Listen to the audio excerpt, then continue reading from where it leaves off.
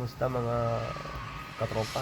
Mag-react tayo dito sa napakainit na issue patungkol dito sa confidential fund na pilit na inaano ng mga MPA. Gusto nilang malaman confidential pero tingnan natin. So may mga resibo po ba na sinasubmit sa COA? Pag nirequire niyo po ang isang ahensya ng gobyerno na may confidential fund na mag-submit ng resibo ay hindi na ho confidential fund yun. Kaya hindi po nakakatawa na sabihin natin na hindi tayo Talaga doon si Castro nagkakalat na naman sa Kongreso. Halatang sila naman ng mga MPA, mga ito mga nakikinabang lang to sa mga nandun sa bundok. Dapat sila namang bundok ng mga ng mga resibo. So how often po nagko-conduct ang ombudsman ng mga lifestyle check po? With all due respect, Your Honor, mayroon lang po sana akong gustong itanong Mayroon po bang batas na nag-require na mag-conduct ng lifestyle check? Okay, so sa confidential fund po, Mr. Chair, from 2016 to 2024. So, mapapansin po natin yung confidential fund na appropriated ay like 20 million in 2016. Actual obligation is 8 million. 2017, 20 million. Obligation is 14 million. itong sila Castro na to, mga sunog na to kumbaga talagang alam na ng taong bayan na mga maka-impeto mga to kumbaga ginagamit lang nila yung kilusan na yun para sila yung maging congressman na ganyan, makakuha sila ng pera, masarap ang buhay nila, samantala yung mga nandun sa bundok, abay walang makain. Talaga itong mga to corrupt, hindi na ako kasi 2018, 20 million. Actual obligation is 13.4 million. 2019, 33.7 million. And then yung obligation po is 26.9 million. So, kung babanggitin ko pa po yung iba, 2021, confidential fund is 33.7 million, o actual obligation is 13 million. 2022, 51 million ang confidential fund, pero ang actual obligation is 18.693 million. 2023, 31 million, so wala pa po yung yung obligation, actual obligation. And then, you proposed 51.4 million for 2024. So, ang first question ko po dun sa confidential fund. So, ganun po yung yung ina-appropriate.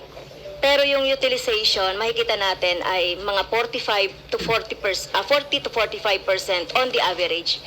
Can you explain that, Mr. Chair? Kung makakapagtipid po kami, bakit nga ba hindi? Kung kami po ay makikisuyo sa Intel community na hindi kami gagastos, bakit nga ba hindi namin gagawin? Kung may dadaan namin sa ngiti doon sa mga members ng ISAF na amin sometimes kinakausap para tulungan kami mag-imbestiga, bakit nga ba hindi? So kung makakatipid kami, gagawin namin. Again, with respect to this confidential fund, I must be honest with you that the 51 million given to us by the DBM, which is the same amount that was proposed to the Office of the Ombudsman for the 2023 budget. 2022.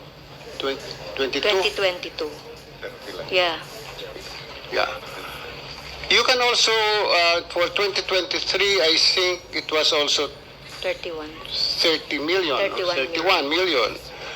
Pwede niyang bawasan ulit ng 20. Gawin niyo ulit yung confidential na fund namin na 32. kasi ito sila Castro pabida, sila yung mga corrupt na dapat nila mga iniimbestigan Million, yung 20 million isadagay na lang po ninyo kung po pwede po sa MOOE. We will learn to survive with the small amount that you will give us. I promise you that. Kaya sabi ko nga po, kung kami po ay makikisuyo sa Intel community na idadaan sa tasang kape, marami po kami kaping barako sa opisina o idadaan sa ngiti, gagawin po namin. Maraming pong salamat. Yes, thank you very much, Mr. Chair, dun sa itong sila Castro pahirap sa bayan. Napakapahirap naman. Kailan kayo matatanggal yung mga Explanation po ng ating Honorable Ombudsman. So, napapansin lang po natin, no, dahil tama po yung sinabi nyo kanina at inamin nyo na napakabagal po noong investigation ng lahat ng mga, yung ilang mga kaso. At kanina nga po yung ating pong colleagues earlier sinabi niya po yung yung percentage ng mga natatapos na kaso. So kung meron pong ganitong confidential fund ay bakit po na natitipid? So hindi po ba dapat ay gamitin ito kung talagang gamit, kasi hindi naman to pwedeng gamitin sa iba eh. So itong sinasabi natin kasi kung nagsisave po tayo, kinako-compromise natin yung halimbawa. Kung si Castro nagkakalat lang talaga to sa Congress, wala bang ginagawa at hindi man nakakatulong. Lahat kontra. Pero siya, maraming korupto eh. Yung mga programs, kasi itong confidential fund, you have to submit yung programs, activities, and project na related sa confidential. So, I hope, di ba, na ano nyo po to, na-utilize nyo, considering na marami tayong iniimbestigahan ng mga kaso. So, ito po bang mga confidential, can you give us the general stroke, no, or not specific, kung saan nyo itong ginagamit itong confidential fund para po sa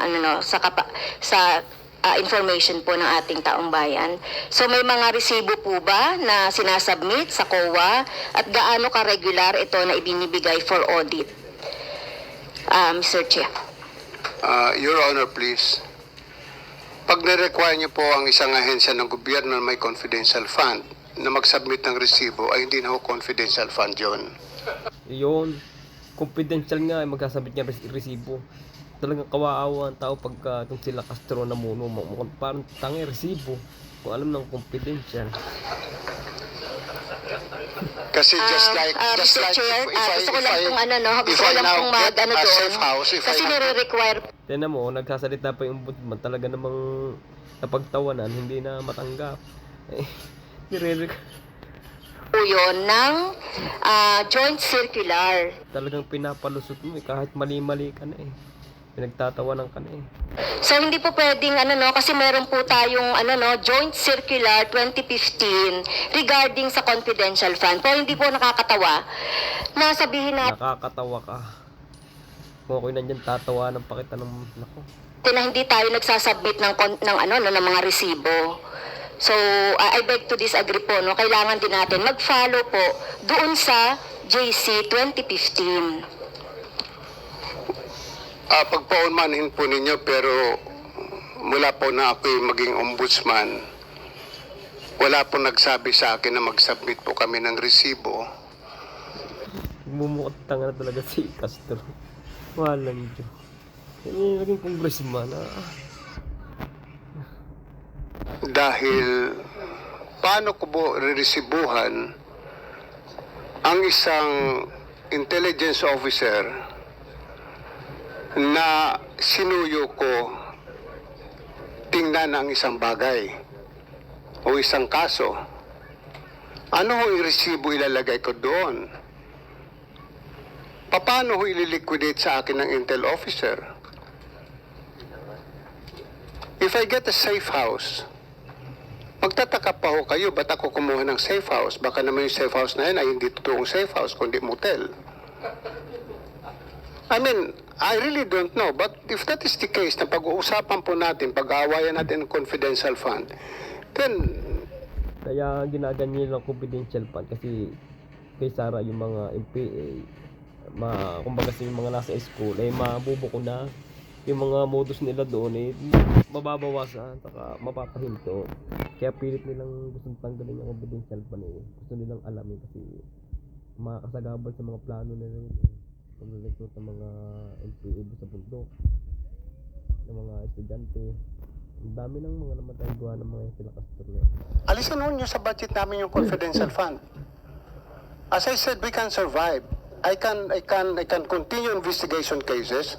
We just smile at my friends at the ISAF and some other investigation agencies. Madali lang po yun eh.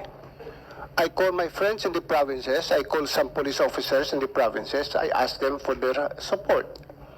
kung kailangan mag-utos sila ng tao para i-verify kung totoo ito, din doon po kami gumagastos ng transportation expense ng pagkain ng tao.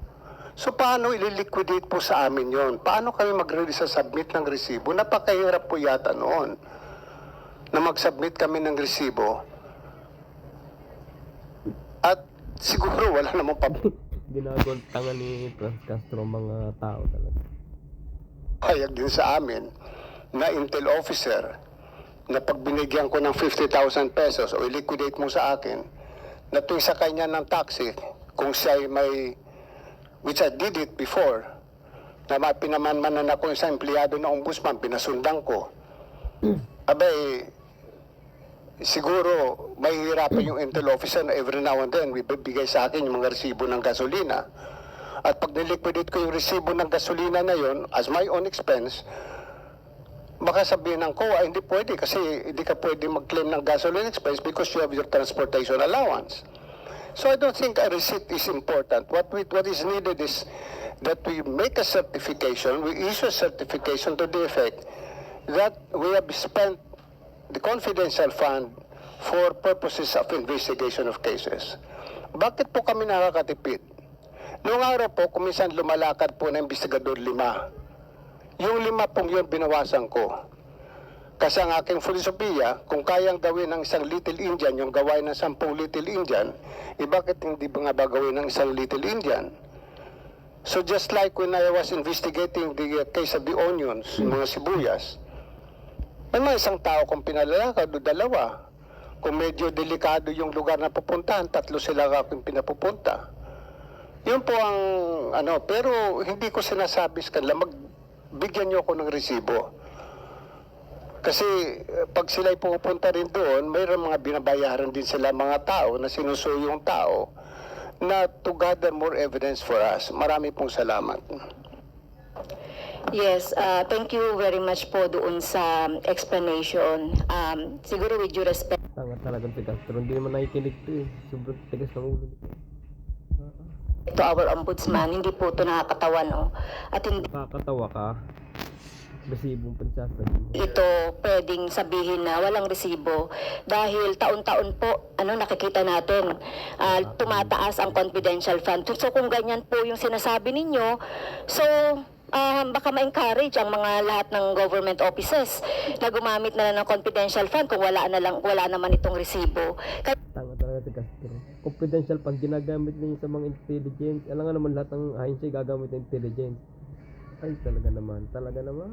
Kaya nga po meron tayong circular na dapat pong sundan ng ating lahat ng mga agencies.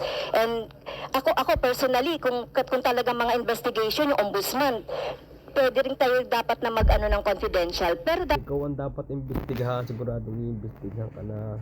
dapat with the proper liquidation ng mga ganito. Kasi kung sasabihin niyo na kahit wala na kaming confidential fund, so it's all right, mailagay yan doon sa dapat na paglagyan, katulad ng sinasabi niyo kanina, and other services. But to remind the ombudsman, dapat po maging observe natin yung due diligence at saka dun sa paggamit nitong confidential fund. So yun lang po. At saka yung savings, pag sinasabi po natin na savings, yun nga po yung ginagawa, minsan nagdududa kami, maraming mga PS na hindi naman Ikaw ang kaduda-duda, Franz Castro. Ano na ng taong bayan na kayong mga NPA. Ulala. gamit, nagsisave sila and so on. Kaya dapat magamit po ito. So, yung next po ay tungkol doon sa Memorandum Circular number 1 as regards to the submission ng mga SALN. So nagsasubmit po ba ng SALN ang Presidente at Vice President? Yes, Your Honor. Okay, thank you po. Yes, Your Honor. The President, I think, President Ferdinand Marcos Jr. and Vice President Sara Duterte has submitted their Okay. salaries. Thank you for the information. Doon po sa Memorandum Circular Number 1, Section 6, Lifestyle Check, even without SALN. So, how often po nagkoconduct ang ombudsman ng mga lifestyle check po? Bumanat na naman si Castro lifetime. Tingnan natin. So, have you conducted lately kung ng mga lifestyle check po sa ating mga official and government employees po? With all due respect, Your Honor, mayroon lang po sana akong gustong itanong eh. Mayroon po bang batas na nag-require na mag-conduct ng lifestyle check? Balik-balik na yan Hindi ka patapos dyan. Niligyan ko nga ng reaksyon. Hindi, kanina pa yun. Nagkakandak po kami ng lifestyle check in connection with cases that were investigating. Diba, di ba kanina ka pa dyan? Nagkakandak po kami ng lifestyle check pag nag-file ng kaso for unexplained wealth. Nagkakandak po kami ng lifestyle check nang hindi na namin kailangan i-publicize pa that we're conducting a lifestyle check on this particular government official or employee. But the only question is, what law has been violated? A law on lifestyle check, where there is none? Or shall we proceed to forfeiture when we find that the properties of this particular government official or employee is not commensurate to his salary? Which again is debatable. Marami po sa ating maraming pera o maraming ari-arian na maring not commensurate sa kanyang income. Pero lingid sa ating kaalaman, yung asawa ay nagdinegosyo. Lingid sa ating kaalaman ay nagbabayad naman pala ng tamang buwis. But, para sabihin na nagla-lifestyle check kami at ito ay ipangalandakan namin sa publiko, hindi po namin gagawin yon. We will conduct our investigation discreetly.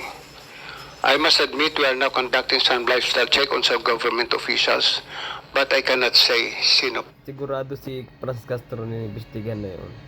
Sila dapat investigan dito lifetime. po sa kanila. Yes, thank you po. Hindi ko naman po sinasabi na sasabihin niyo. Tinatanong ko lang po kung nagaganap yung... Yes, thank you, Mr. Chair. Last na po ito. Okay. So, hindi ko naman po sinasabi na sabihin niyo kung sino po yung lifestyle check niyo po. Kasi it is in your memorandum po na on Memorandum Circular Number 1, Section 6. So, yun lang po, Mr. Chair, at maraming salamat po sa... Yan po, tapos na po tayo sa ating reaksyon. Talagang itong si Castro ipabida na naman. Sana ito matumbok ko na to. Mga